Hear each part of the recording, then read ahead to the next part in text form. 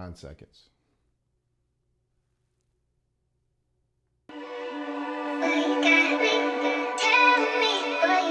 It's in my roots to work as hard as I do.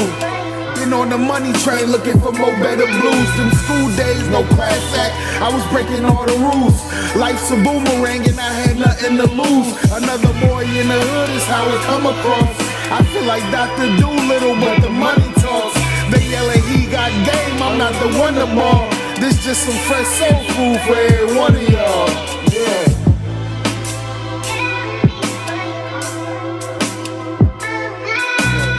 For another episode of Cornbread Movie Review. What up, world? How y'all doing, man? Make sure y'all like and subscribe to the channel, man. Come on, bro. I ain't playing with y'all, bro. Hopefully, you like my last episodes, dropping some more episodes. Like I said, we're hitting the 4th quarter, so I'm always going to be trying to mix up a couple reviews that I got coming up, so I'm cooking that up for you. So just wait. I'm also testing out a new mic. Like I said, this ain't an endorsement, but just trying to test out a new mic, man. A little wireless mic.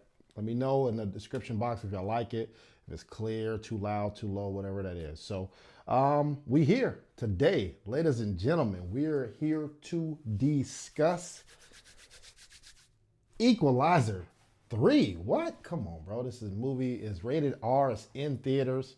It's a true sequel to the sequel. If you're new to the channel, understand I do each movie review in 5 different categories: acting, cinematography, storytelling. Did I get what I bought? Then is it a must-see? Adds it up, spits out a cornbread movie review. And then I'll never leave y'all without a forgotten movie, all right? So first category is acting. Who is in this movie? You got Denzel Washington. Come on, bro. This dude, I don't know. He embodies this character, bro. This dude. Denzel Washington is just very confident. He's fierce. He's intelligent and dangerous. What? This dude is an assassin. And he's the same in all 3, but definitely in this one. And then he had little funny moments too, man. He was cracking me up. So shout out to him. I know he rarely does sequels, but to do a trilogy in a movie, we appreciate it. Hopefully we get a 4. I don't know. We'll see. Hopefully the people loud enough and they can get you a number 4 on this, because he does a great job with this character. Also in this movie, Dakota Fanning. She's very eager in this movie. A little curious, needs some guidance, but willing to step up to the plate. She plays, let's say, law enforcement and trying to look to solve certain things. I don't want to tell the movie and everything, but she's also in this movie.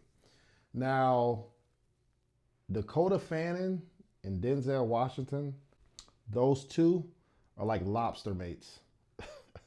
They should, matter of fact, we should have multiple movies with them two in it, right? If you can get Man on Fire, you can get Equalizer 3. We need to do something else where maybe Dakota Fanning finally gonna fight somebody. I don't know, but them two are a dynamic duo on the big screen. So I appreciate their chemistry. Everyone else actually did okay.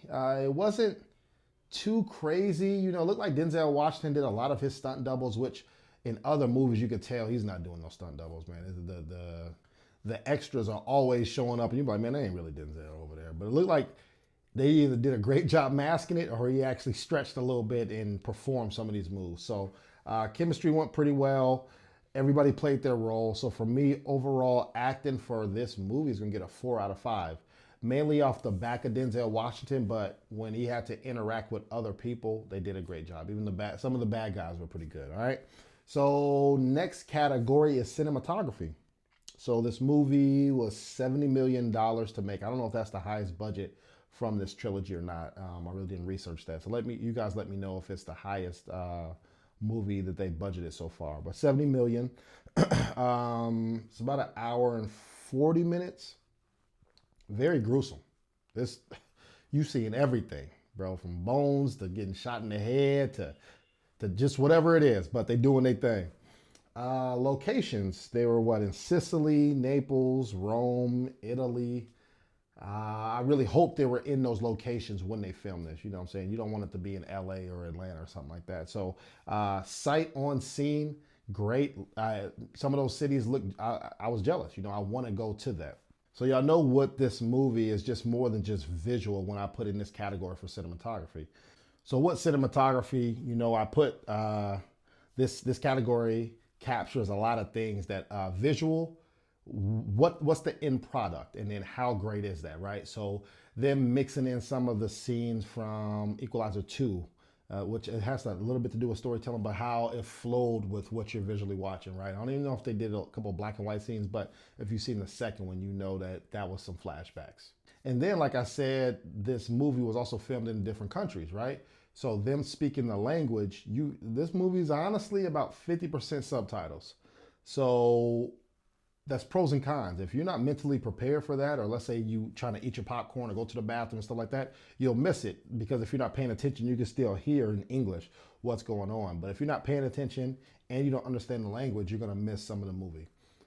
I also get some kudos to that because you stayed in tune to what was going on the whole time. You didn't miss a step. I hate movies that are made for English, they speak a different language, and they don't do subtitles. So now you missed maybe a key part of what's going on. So just be prepared that about 50% of this movie is in subtitles, all right?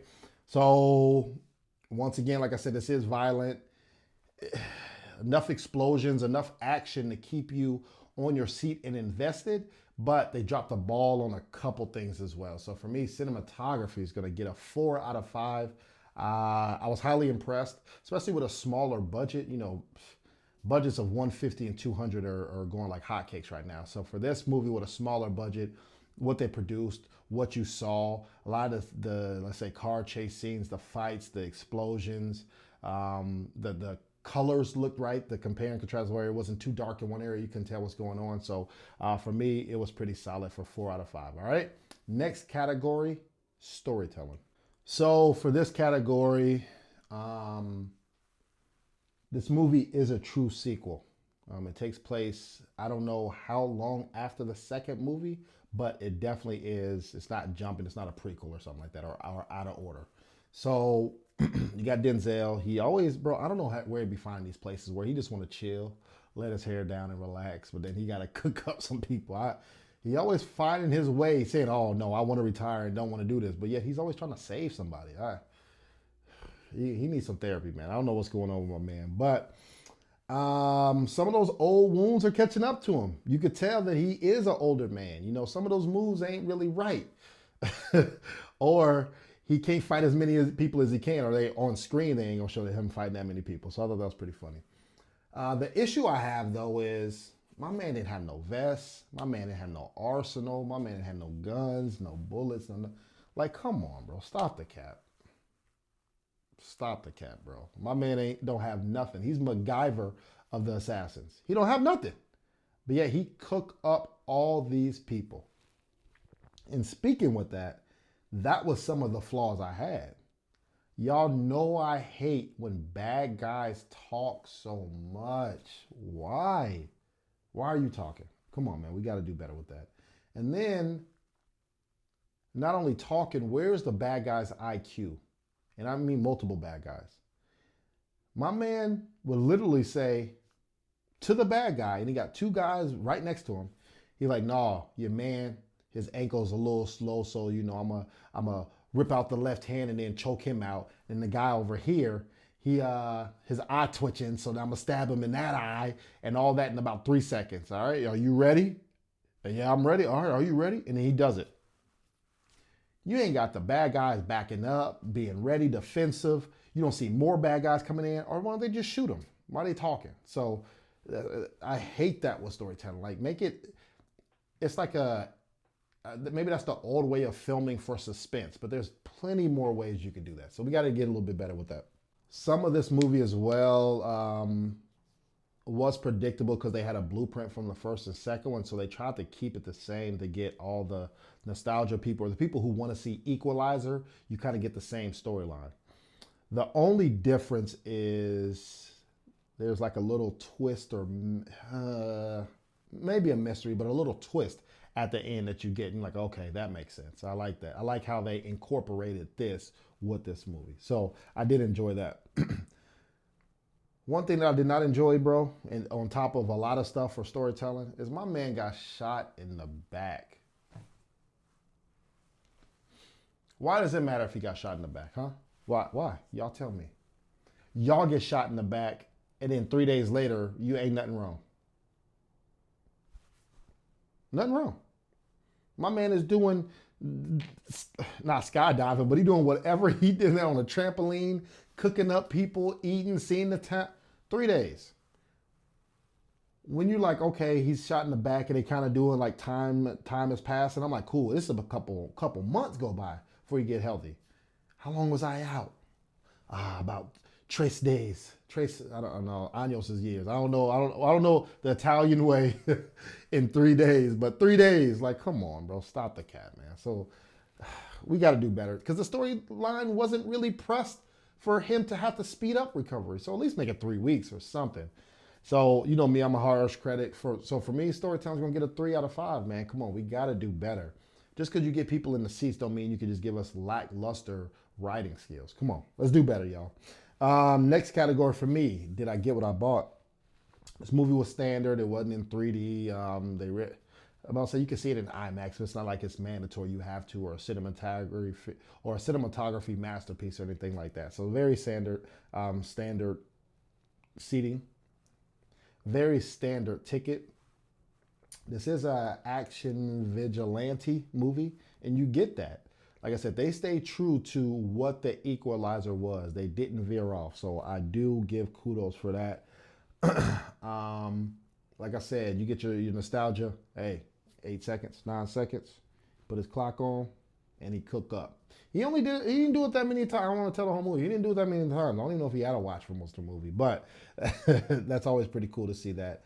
You get man on fire vibes. I don't know. Denzel Washington, just he exudes confidence, and he exudes caring for humanity. He cares for the little guy, right? It doesn't matter how little. If you do something wrong, he's going after the big fish, right? He's not going up the chain. No, he's going to try to start at the top and then kill the snake from, you know what I'm saying, chop the snake's head off, and then the body will follow. So for me, did I get what I bought? I'm going to say a 3.5 out of 5.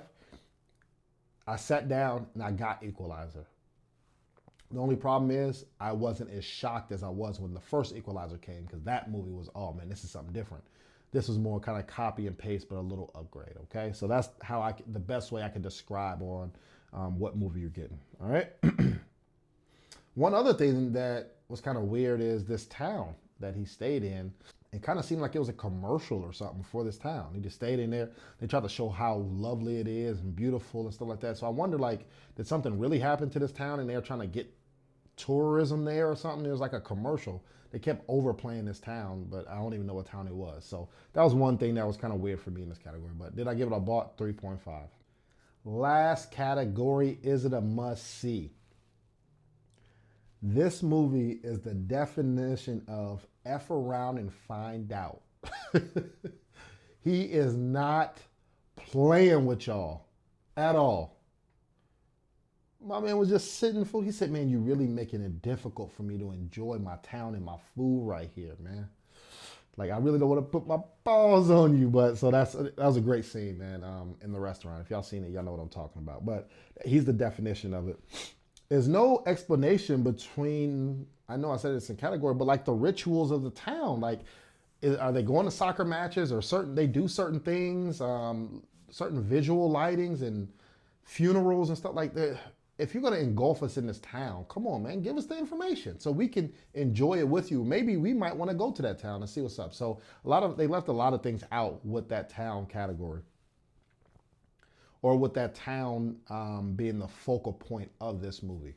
It is a true trilogy, so that's always great. Where you see, it's not like Fast and Furious 13 and they doing other jumping different timelines and stuff like that. So you do get the Equalizer. And this brings up the great question, man. Who would you rather fight, or who would win? John Wick or the Equalizer, bro? I don't know. They both got unlimited lives. John Wick has got shot only probably 3 times in a movie with a whole vest and putting his whole face up with a with a bulletproof vest. But then my man, Equalizer, don't have nothing. He'll just have this cordless mic and then he'll kill 3 people, right? So I don't know. That's a good question. So y'all let me know who y'all would rather take. Who would win between John Wick and the Equalizer. So for me, is it a must see? I'm gonna say a 4 out of 5.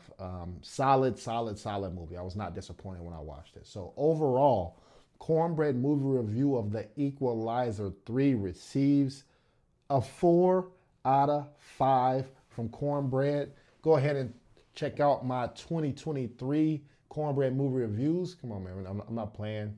And go watch some of these movies too that I'm dropping. I haven't done this in a minute, man. So this is the part of the segment, the forgotten segment, where I give you a movie that you forgot about, never heard of, or you definitely need to double back and watch. But I ain't doing this in a minute. Let's play the guessing game. Guess what movie I'm talking about, okay? I'm gonna give you I'm gonna give you one clue. And then if you don't guess it, I'm gonna give you the second clue, then I'll let you know. So let's see if you can guess it from the first clue. This movie had the first actor to get nominated for acting and songwriting. All right? Original song and acting, they got nominated for an Oscar. What movie am I talking about? This is the first movie. Dual role, first movie. You know? No? You don't know the actor who got nominated for acting and songwriting in the same movie? All right, I'll give you another one. Came out 2017. Equalizer, time up. That movie today, ladies and gentlemen, is Mudbound. Yes, Mudbound has Jason Mitchell and, of course, the person who took for this trivia question, Mary J. Blige. What? Great movie. There's some racial tension in this movie. Hey, if you haven't seen this movie, Mudbound, go watch. I'm showing you the trailer now because I can't even do it justice on how good this movie is. It's very sad, very tragic, but you always learn a lot from history movies, right? Especially in America with the slaves and racism and stuff like that. So make sure you check out Mudbound. Make sure you check out the Equalizer 3. Make sure you check out my other content, Cornbread Movie Review, and subscribe to the channel and share, baby. I'll be back next week as always. Holla at y'all. Peace.